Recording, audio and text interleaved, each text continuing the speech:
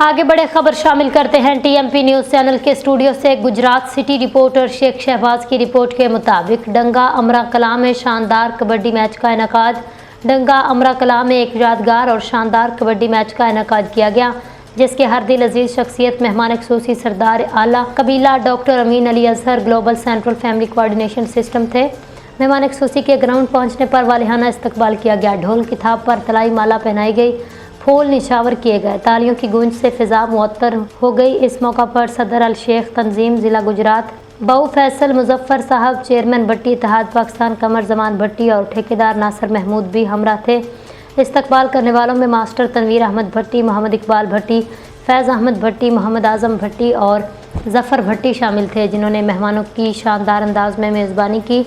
इनामात की तकसीम, runner up team को नकदी बमा ट्रॉफी दी गई, विनर टीम को होंडा मोटरसाइकिल बमा ट्रॉफी इनाम में दी गई। तमाशाइयों की बड़ी तादाद ने मैच देखा, खिलाड़ियों की भरपूर हौसला अफजाई की। सरदार आला कबीला डॉक्टर अमीन अली अजहर ने अपने खिताब में नौजवानों को खेलों में बढ़ चढ़ कर हिस्सा लेने की तलकीन की और कहा, खेलें हमें सेहतमंद और बाहिम्मत बनाती हैं, जबकि नशा जैसी बुराइयों से दूर रखती हैं।